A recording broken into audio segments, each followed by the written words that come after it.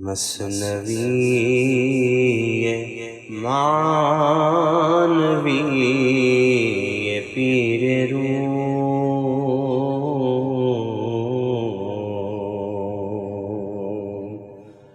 مثنوی معنوی پیر روم،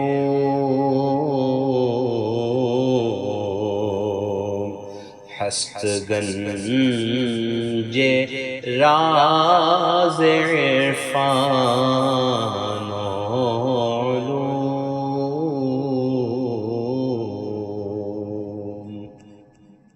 بسم اللہ الرحمن الرحیم، الحمدللہ رب العالمین والصلاة والسلام علی سیدنا مولانا محمد وآلہ واصحابہ اجمعین، اما بعد۔ گزشتہ ہم پڑھ رہے تھے کہ مولانا روم نے فرع کو نظر انداز کر کے اصل کی طرف توجہ کرنے کی اہمیت پر زور دیا تھا۔ ایک چیز ہوتی ہے عارضی طور پر کوئی ایک چیز مقصد کو حاصل کرنے کے لیے اختیار کیا جانے والا کام، یا ایک مقصد کو حاصل کرنے کے لیے اختیار کیے جانے والے ذرائع مینز، اور ایک مقصد کو حاصل کرنے کے لیے اختیار کیے جانے والا طریقہ، ایک مقصد کو حاصل کرنے کے لیے اختیار کیا جانے والا کوئی عمل یا کوئی شے یا کوئی چیز کوئی بھی ہو جو اصل مقصود آپ کی نہیں ہے، آپ کی منزل وہ نہیں ہے، لیکن آپ کی منزل کو حاصل کرنے کے لیے آپ کو وہ اختیار کرنا پڑتا ہے۔ تو آپ بتا رہے ہیں کہ دنیا بھی ایک فرع ہے، اصل نہیں ہے۔ دنیا میں انسان کو بھیجا گیا ہے اصل حاصل کرنے کے لیے، فرع کو استعمال کرتے ہوئے۔ جیسے انسان منزل پہ جاتا ہے تو گاڑی سواری اس کی فرع ہوتی ہے، منزل نہیں ہوتی۔ منزل پہ جانے کے بعد وہ سواری پہ سے اتر جاتا ہے۔ تو آپ اس کی مثالیں دیتے ہوئے سمجھا رہے ہیں کہ اصل اگر حاصل کرنا ہے تو فنا کے میدان میں داخل ہونا ہوگا، کیونکہ اللہ تعالیٰ نے زندگی جس کو بھی بخشی ہے فنا سے ہی زندگی بخشی گئی ہے۔ دنیا میں کوئی چیز نہیں تھی، اللہ تعالیٰ نے اس کو وجود بخشا۔ تو جس کو وجود ہے اس کو وجود بخشنے کے کیا معنی؟ جو نہ بیمار ہی ہو اس کو صحت کیا ہوگی؟ بیمار ہوں گے تو صحت ہوگی، ویسے ہی فنا ہوں گے تو اللہ تعالیٰ زندگی بخشے گا۔ تو آپ وہ مانا کہ بستان الترا بے نیاز از نقش گردان الترا، اصل وہ ہوتی ہے کہ تم اپنے وجود کو ختم کر دو، یہ احساس اپنے اندر سے نکال دو کہ ہم کچھ ہیں، کچھ نہیں ہے، کوئی حقیقت کوئی حیثیت نہیں ہے۔ جب اپنی خودی کو ختم کریں گے تو وہاں سے اصل شروع ہوگا۔ بے نیاز از نقش گردان الترا، تجھے صورت سے بے نیاز بنا دینا، کیونکہ سیرت اور معنی کی طرف توجہ کرنا ہے تو صورت سے بے نیاز ہو جانا۔ منزل آپ کو حاصل کرنا ہے، سواری مل جائے تو اچھا ہے، نہ ملے تو بھی جانا ہی ہے۔ سواری اصل نہیں ہے، منزل اصل ہے۔ نبودا مانا کہ کورو کرکنت مرترا برنقش عاشق ترکنت، مانا وہ نہیں ہے جو انسان کو اندھا اور بہرا بنائے۔ روح کا تعلق معنی سے ہے، جسم کا تعلق لفظ سے ہے۔ روح کا تعلق مغز سے ہے، جسم کا تعلق چھلکے سے ہے۔ تو یہ اندھا اور بہرا ہونا، اس کا تعلق جسم سے ہے، روح سے نہیں ہے، معنی سے نہیں ہے۔ روح اندھی بہری نہیں ہوتی، جو ہوتا ہے جسم ہوتا ہے۔ تو کہتے ہیں کہ معنی وہ نہیں ہے جو اندھا اور بہرا بنائے۔ معنی تو نہ اندھا بناتے ہیں نہ بہرا بناتے ہیں، اس لیے معنی کی طرف جاؤ۔ اور جو معنی والے ہوتے ہیں مرترا برنقش عاشق ترکنت، نقش کے اوپر عاشق ہوتے ہی نہیں ہیں، ظاہری صورت حلیے کے اوپر عاشق ہوتے ہی نہیں ہیں۔ آپ نے اس سے پہلے بیان کیا تھا کہ محبت وغیرہ جسم سے نہیں ہوتی، جو چیز ہوتی ہے جسم سے وہ محبت کہلاتی ہی نہیں۔ کور را قسمت خیال غم فزاست، بہ رہے چشم این خیال، بہ رہے چشم این خیالات فناست۔ جو روحانیت کا اندھا ہوتا ہے اس کو روحانیت سے کوئی سروکار نہیں ہے، جسمانیت ہی میں الجھا ہوا ہے۔ اس کے ذہن کے اندر کچھ خیالات آتے ہیں، وسوسے آتے ہیں، یہ خیالات یہ وسوسے اس کے غم کو کم کرنے والے نہیں، غم کو بڑھانے والے ہوتے ہیں۔ جو کچھ خیالات آتے ہیں انسان کے ذہن میں، اس پر اگر وہ توجہ دے تو انسان کا غم اس سے اور بڑھ جاتا ہے۔ بہرے چشم ای خیالات فناست، اور یہ جو ظاہری آنکھ ہے، ہمارے سر کے اوپر جو آنکھ لگی ہوئی ہے، اس کا حصہ ہی فانی خیالات ہیں، اور یہ خیالات بھی فنا ہو جانے والی چیز ہے۔ آتے ہیں اور ختم ہو جاتے ہیں، آتے ہیں ختم ہو جاتے ہیں، پانی کے بلبلے کی طرح ہے، پانی کا خطرہ گرا، ایک بلبلہ آیا اور آنے واحد میں ختم ہو گیا۔ ویسے ہی خیالات کا معاملہ بھی انسان، فنا ہونے والے خیالات، ایسا خیال آیا اور ایسا چلا گیا۔ اس کا تعلق ظاہری آنکھ سے، باطنی آنکھ ایسے خیالات نہیں لاتی، وہاں خیالات کا گزر ہی نہیں ہے۔ وہ حقیقت کی دنیا ہے، یہ خیالات کی دنیا ہے، وہ بیداری کی دنیا ہے، یہ خواب کی دنیا ہے۔ حرف قرآن را زریراں مادنند، خر نہ بینندو بپالاں برزنند۔ اندھے کے لیے، جو روحانیت کا اندھا ہے، دل کا اندھا ہے، اس کے لیے قرآن کے حروف جو ہیں محض حروف ہیں۔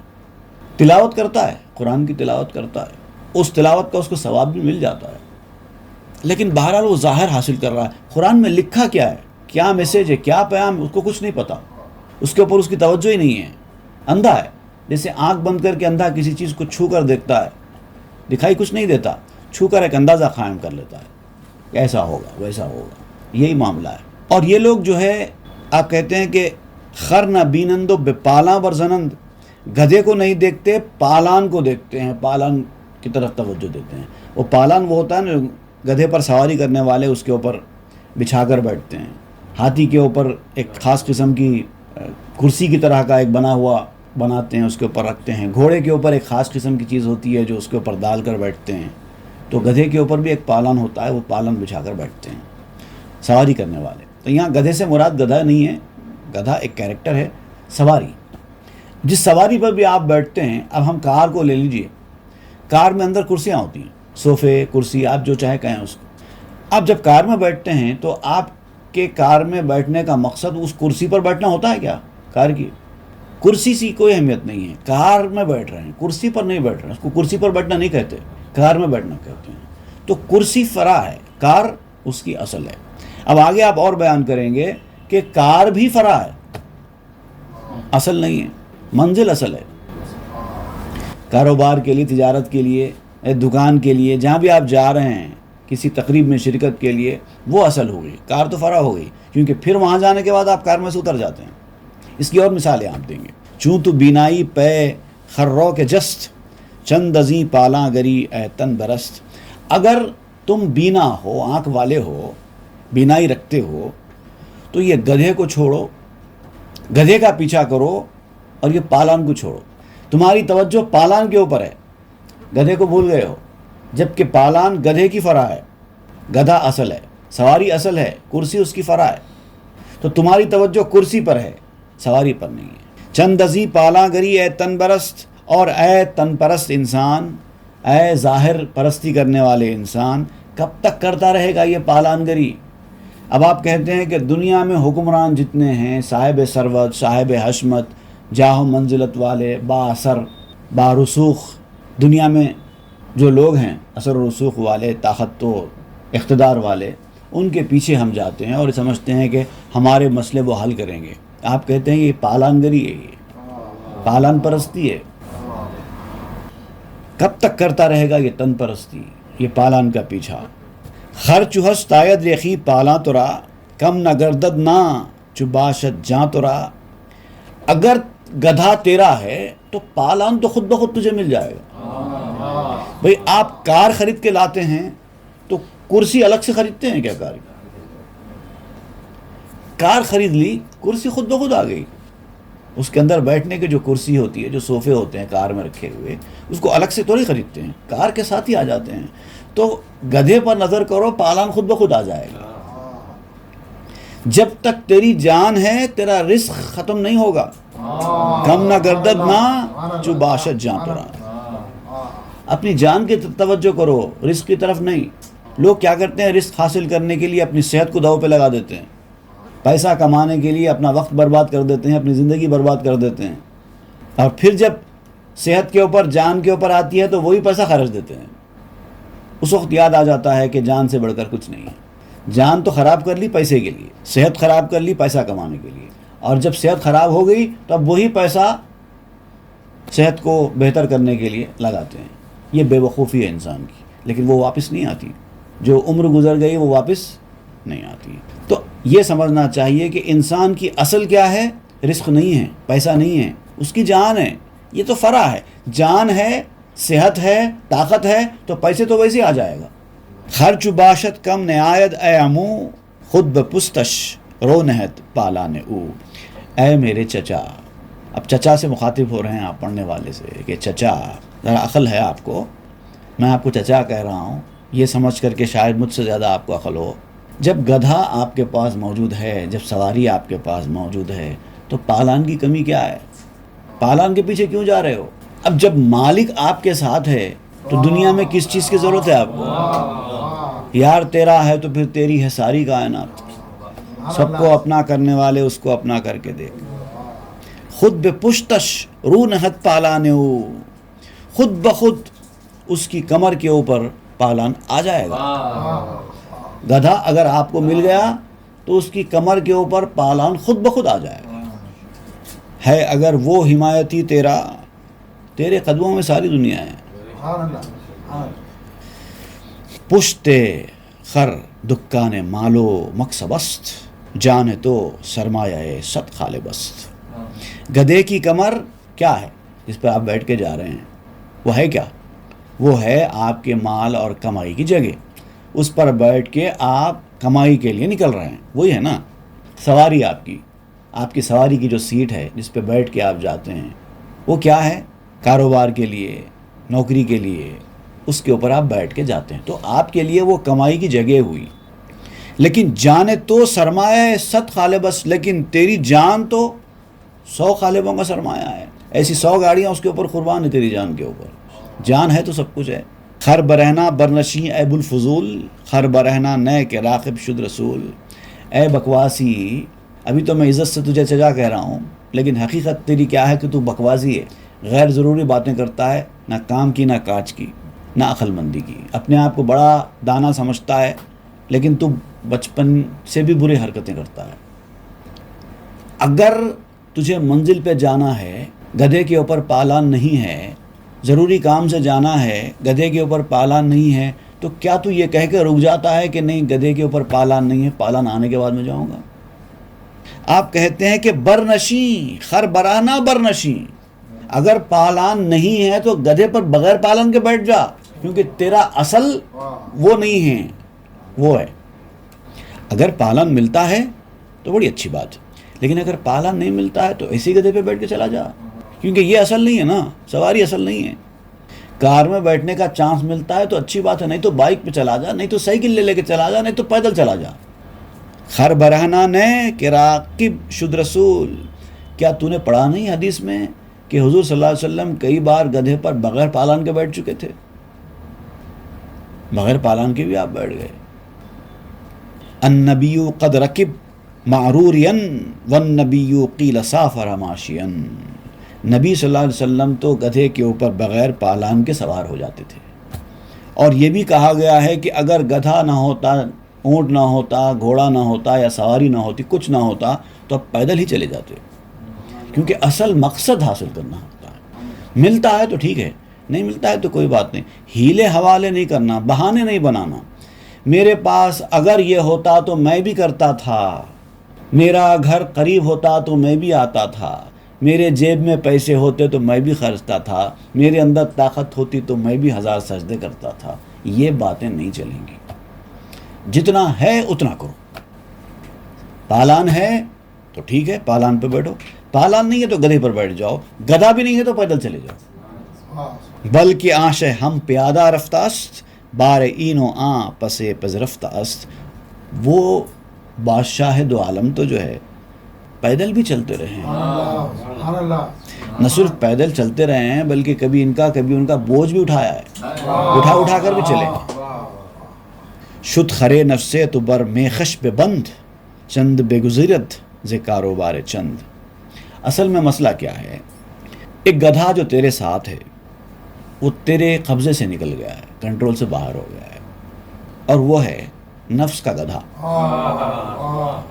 جو انسان کا نفس ہے، وہ جس کے اوپر انسان سوار ہے، انسان اس وقت جو ہے اس کے نفس کے اوپر سوار ہے، اس کی سواری ہے نفس. نفس اس کے کنٹرول سے باہر ہو گیا ہے. تو اگر تو اپنی سلامتی چاہتا ہے تو اس کو کھوٹے سے باندھ دے، کیونکہ جس گھوڑے پر آپ سوار ہو جائیں، اگر وہ آپ کے قابو میں نہیں ہیں تو پھر ہلاکت ہے، تیار ہو جانا چاہیے۔ ایک سرکش گھوڑا جو اپنے قابو میں نہیں ہے، نہ آپ کے قابو میں ہے، نہ خود کنٹرول میں ہے، اور بے تحاشا بھاگ رہا ہے، اور آپ اس کے اوپر سوار ہو کے بڑے خوش ہیں، سوچئے کیا ہوگا؟ وہی حال ہو رہا ہے انسانوں کا۔ نفس ان کے قابو میں نہیں ہے، وہ نفس کے اشاروں پر چل رہے ہیں اور بڑے خوش ہیں، ان کو نہیں پتہ کہ کب ان کی ہلاکت بربادی ہونے والی ہے۔ تو سمجھدار آدمی وہ ہے جو اس کو کھوٹے سے باندھ کے رکھے۔ چند بے گزرت ز کاروبار چند، تو کام کاج سے، محنت سے، اپنی آخرت سنوارنے کے کام سے کب تک بچتا رہے گا؟ کب تک نفس کے پیچھے پیچھے بھاگتا رہے گا؟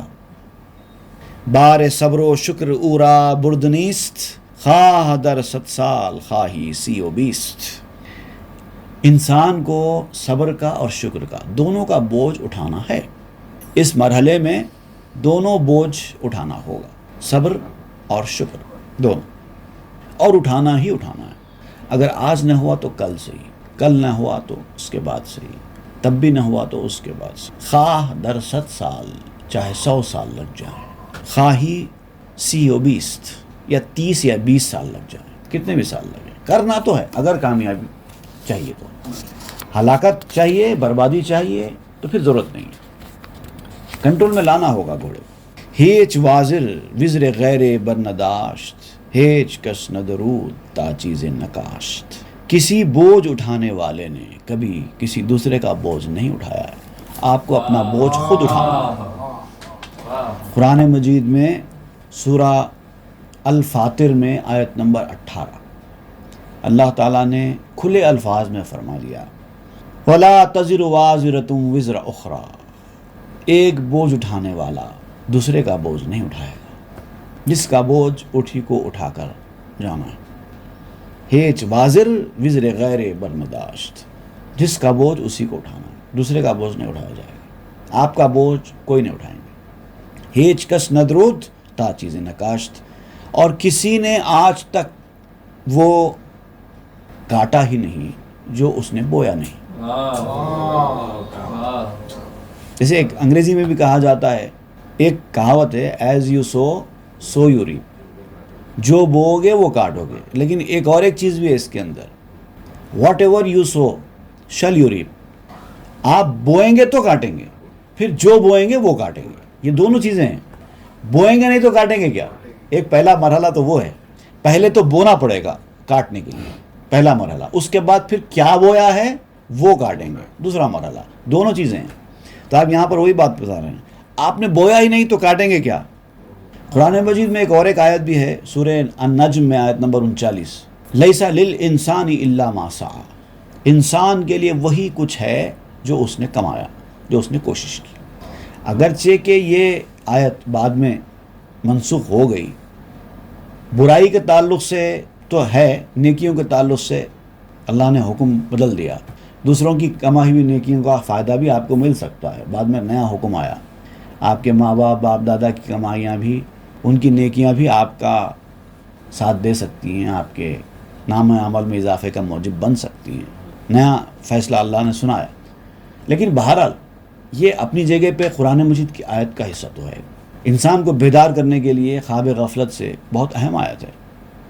کوشش کریں گے تو ملے گا، کاٹنے کے لیے بونا ہوگا ورنہ ہاتھوں میں کھلونا ہوگا، کاٹنے کے لیے بونا ہوگا ورنہ ہاتھوں میں کھلونا ہوگا، کاہلوں کو نہ ملے پیتل بھی محنتی کے لیے سونا ہوگا۔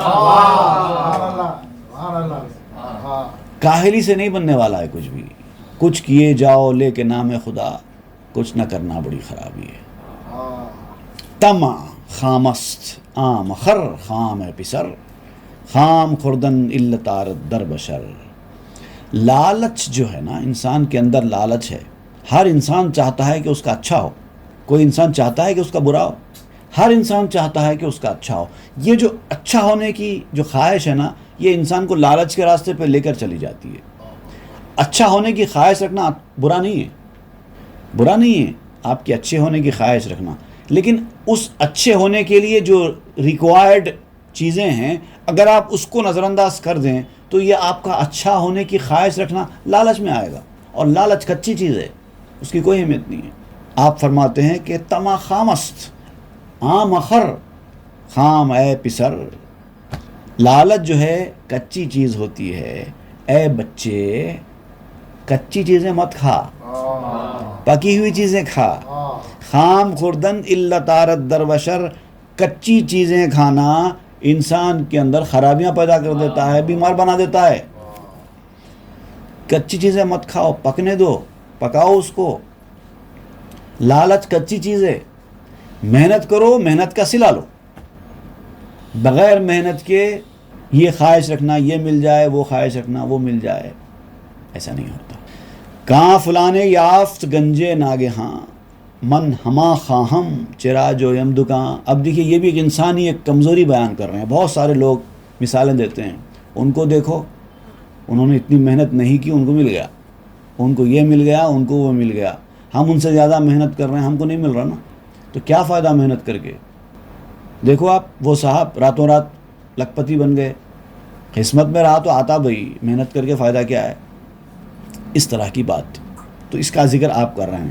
کہاں فلانے یافت گنجے ناگہاں، آپ کہتے ہیں کہ فلانے شخص نے اچانک خزانہ پا لیا ہے، اس کو اچانک کہیں سے خزانہ مل گیا ہے، وہ راتوں رات متمول اور امیر بن گیا ہے، اور میں بھی ایسے چاہتا ہوں کہ میرے ساتھ بھی ایسے ہی ہو، تو میں کیوں کوشش کروں، جستجو کیوں کروں، محنت کیوں کروں؟ ایسا سوچتا ہے انسان۔ تو آپ فرماتے ہیں کار بختست آؤ آہم نادرست، کسب باید کرد تا تن خادرست۔ یہ جو بات ہے، ان کو خزانہ مل گیا، وہ راتوں رات امیر ہو گئے، یہ قسمت کی بات ہے، ان کی قسمت میں تھا اسی لیے ہوا۔ اور ایسے واقعات بھی بہت نادر ہوتے ہیں، 1000 2000 10,000 20,000 1 لاکھ 2 لاکھ میں ایک آدھ واقعہ ہوتا ہے۔ اور جو ریئر باتیں ہوتی ہیں نا، ایکسیپشنل کیسز ہوتے ہیں، ان کو ایگزامپل نہیں بنایا جاتا۔ اگر تم یہ سمجھتے ہو کہ بغیر محنت کے فلاں پر فضل ہو گیا، فضل سے ان کی نیا پار ہو گئی، اور ہمارے ساتھ بھی ایسے ہی ہونا، تو پھر دنیا میں بھی تم محنت کیوں کرتے ہو؟ خزانے کے انتظار میں بیٹھ جاؤ گھر میں، کمانے کے لیے کیوں نکلتے ہو؟ پیسے کے پیچھے کیوں جاتے ہو؟ گھر میں بیٹھ جاؤ، شاید تمہارے گھر کے دیوان خانے کا پتھر کے نیچے سے خزانہ مل جائے، اس امید میں بیٹھ جاؤ، بھوکے مر جائیں گے۔ کسب باید کرد تا تن خادرست، تمہارا کام یہ ہے کہ جب تک تمہارا تن قدرت رکھتا ہے تم کو کسب کرنا ہوگا، محنت کرنا ہوگا، جتنا ہو سکتا ہے اتنا۔ کسب کردن گنجرا مانے کیست، پامکش اسکار آن خود در پیست۔ اگر تمہاری قسمت میں خزانہ لکھا ہوا بھی ہے، فار انسٹنس اگر آپ یہ تصور کر لیں، for the sake of argument, آپ اگر یہ سوچ لیں کہ چلیں آپ کی قسمت میں خزانہ لکھا ہے، اگر آپ نے محنت کر لی تو نقصان کیا ہوگا؟ آپ یہ لاجیکل پوائنٹ بیان کر رہے ہیں۔ محنت کبھی بیکار نہیں جاتی۔ اگر قسمت میں خزانہ نہیں ہے تو محنت کرنے سے آپ ہلاکت سے تو بچ جائیں گے، اور اگر قسمت میں خزانہ ہے تو محنت بھی آپ کی بیکار تھوڑی جائے گی، کچھ اور اضافہ مل جائے گا۔ تو کمائی جو ہے تمہاری، خزانے کے راستے میں رکاوٹ کہاں ہے؟ کسب کردن گنجرا مانے کیست، پا مکش ازکار آن خود در پیست۔ کام سے پیچھے قدم مت ہٹاؤ، تمہارے محنت سے پیچھے مت ہٹو۔ تانا گردی تو گرفتارے اگر، کہ اگر این کرد میں یا آن دیگر۔ اب بہت سارے لوگ ہوتے ہیں اگر مگر میں پھنسے ہوئے ہیں، اگر ایسا ہوتا تو میں ایسا کرتا، ایسا میں ابھی ذکر کر رہا تھا، اگر میرا گھر قریب ہوتا تو میں آتا تھا، اگر مجھے آفس سے جلدی چھٹی ملتی تو میں یہ کام کرتا تھا، اگر میری کمر میں درد نہ ہوتا تو میں نوافل پڑھتا تھا، اگر میری صحت ساتھ دیتی ہوتی تو میں روزے رکھتا تھا، اگر میرے پاس مال دولت ہوتا تو میں بھی خرچ کرتا تھا۔ یہ جو اگر ہے، مگر میرے پاس نہیں ہے اس لیے میں نہیں کر سکا۔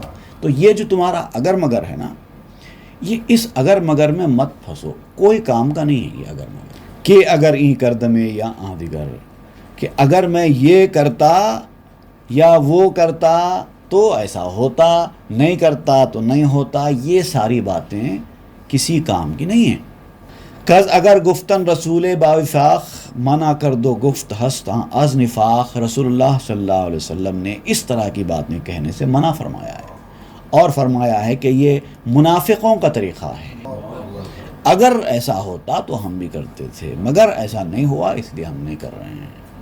یہ ساری باتیں سیدھا سیدھا جو کرنا ہے کرو، نہیں کرنا ہے مت کرو، کوشش کرو، تمہارا کام ہے۔ یہ اگر مگر منافقوں کا طریقہ ہے۔ کہاں منافق در اگر گفتن بمرد، وز اگر گفتن بجز حسرت نہ برد۔ کیونکہ منافق جو ہوتا ہے وہ اسی اگر مگر میں مر جاتا ہے، پوری زندگی اس کی اسی اگر مگر میں گزر جاتی ہے، اور یہ اگر مگر کہتا رہتا ہے، اور جب وقت آتا ہے تو سوائے افسوس کے کچھ نہیں ہوتا۔ وہاں جانے کے بعد بھی اب یہ اگر مگر اس کا کاش میں بدل جاتا ہے، کاش میں کر لیتا ہو، میں کر لیتا تو کتنا اچھا ہوتا، یہ حسرت اور کاش شروع ہو جاتا۔ اے بسا کس مردہ در بو کو مگر، از نحال عاقبت نا خردبر۔ بہت سے انسان ایسے ہیں جو اگر مگر شاید کاش، اگر ایسا ہوا تو کیا ہوا، اگر ایسا نہیں ہوتا تو کیا ہوتا تھا، شاید ایسا ہو جائے، شاید ایسا نہ ہو، کہیں ایسا نہ ہو جائے، کہیں ویسا نہ ہو جائے، اس میں مر جاتے ہیں۔ اسی میں ایک مشہور شعر ہے، پتہ نہیں کس کا ہے، یہی اگر مگر والی کیفیت، ارادے باندھتا ہوں، سوچتا ہوں، توڑ دیتا ہوں، کہیں ایسا نہ ہو جائے، کہیں ویسا نہ ہو جائے، کچھ نہیں کر سکتے ایسے لوگ۔ از نحال عاقبت نا خردبر، اور آخرت کا پھل چکھے بغیر ہی ان کی زندگی ختم ہو جاتی ہے ایسا کرنے والا۔ ورنمی آبی تو نقصان اگر، ای مسل بشنو کے دریابی مگر۔ اگر تو اگر مگر کے نقصان کو نہیں سمجھا، ابھی بھی تجھے سمجھ میں نہیں آیا اگر مگر کتنا نقصان دہ ہے، اب سمجھ میں نہیں آیا ہے تو آ ای مسل بشنو کے دریابی مگر، تاکہ تجھے میں بتاؤں کہ یہ اگر مگر کیا چیز ہوتی ہے۔ ایک چھوٹا سا واقعہ، چھوٹا سا قصہ سن لو۔ اگر مگر کی کوئی اہمیت نہیں ہے، تو یہ اگر مگر کی اہمیت بالکل نہیں ہے، اس کو ثابت کرنے کے لیے آپ ایک چھوٹی سی مثال دیتے ہوئے ایک حکایت بیان کر رہے ہیں۔ یک غریب خانہ میں جست از شتاب، دوست بردش سوئے خانہ خراب۔ ایک مسافر تھا، اس کو گھر کی تلاش تھی، بہت جلدی کوئی گھر مل جائے رہنے کے لیے، اور ڈھونڈ رہا تھا، ادھر ادھر جا رہا تھا، گھر کی تلاش کر رہا تھا، گھر ڈھونڈ رہا تھا۔ دوست بردش سوئے خانہ خراب، اس کا ایک دوست اس کو مل گیا، اس نے کہا کہ میں تجھے لے کے جاتا ہوں، گھر چاہیے نا تجھے، میں تجھے لے کے چلتا ہوں، بہترین گھر، چل۔ اور ایک ایسے گھر کے پاس گھر پہ لے گیا جس کی چھت ہی نہیں ہے۔ گفت اون ای را اگر سقفے بدے، پہلوئے من مر تو را مسکن شدے۔ اب دوست نے اس سے کہا کہ اگر اس گھر کی چھت ہوتی تو میرا گھر بھی بازو ہی ہے، تجھے میرے گھر کے پاس رہنے کی جگہ مل جاتی تھی۔ ہم ایالے تو بیاس سودے اگر، درمیانہ داشتے اجرا دیگر۔ تیرے بال بچوں کو بھی آرام مل جاتا تھا، اور اگر دوسرا اور روم ہم دونوں کے درمیان ہوتا، بیچ میں سے راستہ ہوتا، تو ہم تو ایک دوسرے کے گھر میں آسانی سے آتے جاتے ہوتے۔ ور رسیدے مہما روزے ترا، ہم بیاس سودے اگر بودیت جا۔ اگر کسی روز کوئی تیرا مہمان آ جاتا تو ایک ایکسٹرا روم ہونے کی وجہ سے اس کو بھی آرام کرنے کی جگہ مل جاتی تھی۔ اگر ہوتا، پہلے تو گھر پہ چھت ہی نہیں ہے، اب ہو رہا ہے ایسا ہوتا تو ویسا ہوتا تھا، ویسا ہوتا تو ایسا ہوتا تھا۔ کاش کے معمور بودے ای سرا، خانہ تو بودے ای معمور ماں۔ کاش یہ مکان آباد ہو گیا ہوتا تو ہمارا یہ آباد گھر بھی تیرا گھر ہوتا۔ اتنا ہم آس پاس رہتے ہیں کہ تو ہمارے گھر میں بھی راستے سے ادھر سے ادھر جاتا، ہمارے گھر کی طرح تو اپنے گھر کی طرح ہمارے گھر کا بھی استعمال کرتا۔ کاش کیسا ہوتا۔ گفت آرے پہلوئے یاراں خشست، لیک اے جان در اگر نتواں نشست۔ تو مسافر نے کہا دوست اگر پڑوس میں ہوں تو واقعی بہت اچھی بات ہے، اگر پیارے اور دوست اپنے لوگ اگر بازو میں ہوں تو بہت بڑا پلس پوائنٹ ہوتا ہے گھر میں، لیکن اے میری جان، یہ اگر مگر میں تو سکونت ہو ہی نہیں سکتی نا۔ یہ جو اگر والی بات ہے نا، یہ تو ہو ہی نہیں سکتا نا، بغیر اگر کے اگر ہوتا تو الگ بات تھی، اگر میں قیام تو ہو ہی نہیں سکتا۔ ای ہما عالم طربگار خشند، وس خوش تصویر اندر آتشند۔ اچھے گھر کا، اچھائی کا، لگژریس لائف کا، عزت کا، پیسے کا، ہر آدمی طلبگار ہے، لیکن اس سے ہوتا کیا ہے؟ ہر کسی کو پیسہ چاہیے، ہر کسی کو عزت چاہیے، ہر کسی کو نام چاہیے، ہر کسی کو شہرت چاہیے، ہر کسی کو گھر بار چاہیے، ہر کسی کو اچھی بیوی، اچھے بچے چاہیے، جو اچھی چیز ہے دنیا میں وہ ہر کسی کو چاہیے، لیکن ہر کسی کو ملتا کہاں ہے؟ اگر مل جاتا تو اس میں کوئی دم ہی نہیں ہے۔ لیکن کیا ہے، قصہ کیا ہے؟ جو بناوٹی اچھائی ہے وہ تو آگ میں، حقیقت میں کہاں ہے؟ سوائے اس کے ایک تصور میں لائیں، سوچیں اور بھول جائیں، اور کوئی حقیقت نہیں ہے۔ ایک آدمی بیٹھے بیٹھے سوچ دیا مجھے فلاں ملک کا صدر بنا دیا، اگر میں ملک کا صدر ہوتا، سوچ لو بھائی، ہونے والا کچھ نہیں، سوچنے میں کیا ہے، بس صرف سوچ رہے گی اور کوئی اس کی ویلیو نہیں رہے گی۔ طالب زرگشتہ جملہ پیر و خام، لیک قلبز زر ندانت چشم عام۔ تمام بوڑھے، تمام نوجوان، تمام مرد، تمام عورتیں جتنے بھی ہیں، سب سونے کے طلبگار ہیں، سب کو چاہیے گولڈ، ہر کسی کو چاہیے۔ کوئی ہے دنیا میں ایسا جس کو سونا نہیں چاہیے؟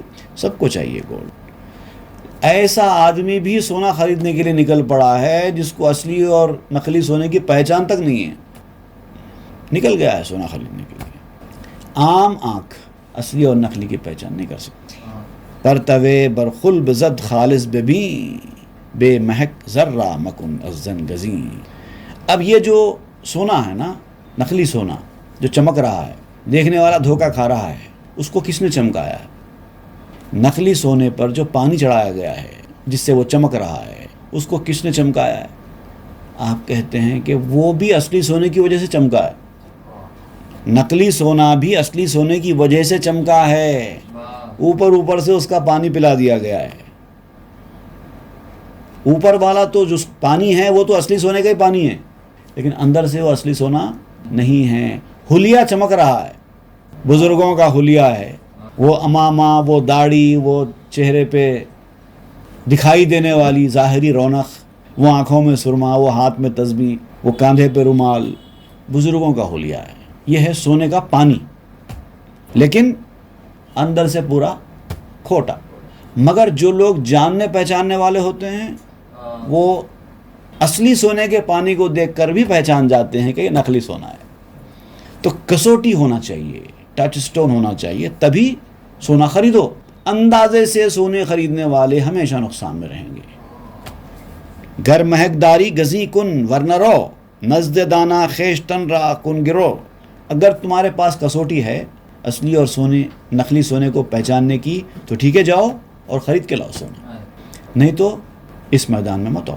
یا تو خود کو پہچان ہونا چاہیے کہ جا کے سونا خرید کے اصلی اور نقلی کی پہچان کر کے اصلی خرید کے لائیں، یا اگر خود کو پہچان نہیں ہے اور لینا چاہتے ہیں تو کیا کریں؟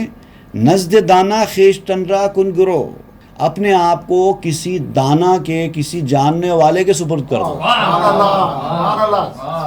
اس کے ساتھ جاؤ، وہ تم کو مشورہ دے گا کہ یہ صحیح ہے یہ لو، یہ غلط ہے یہ مت لو۔ اس طرح سے تم جعلی سونے سے بچ جاؤ گے۔ پس مہک باید میانے جانے خیش، ور نداری رہ میں رو تنہا بپیش۔ پہلے تو کسوٹی اپنے اندر ہونا چاہیے، یہ کھوٹے کھرے کی جو پہچان ہے کیسے ہوتی ہے، اس کے کیا کوالٹیز ہیں، کیا شرائط ہیں، یہ اپنے خود کے اندر ہونا چاہیے۔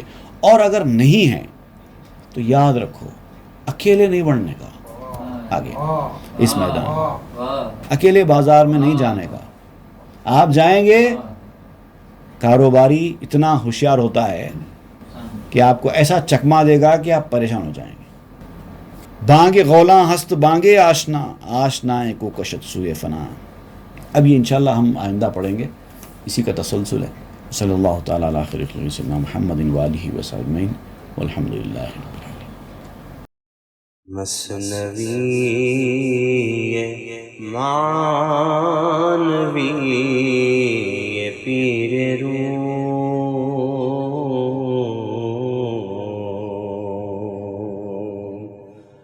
مثنوی معنوی پیر روم،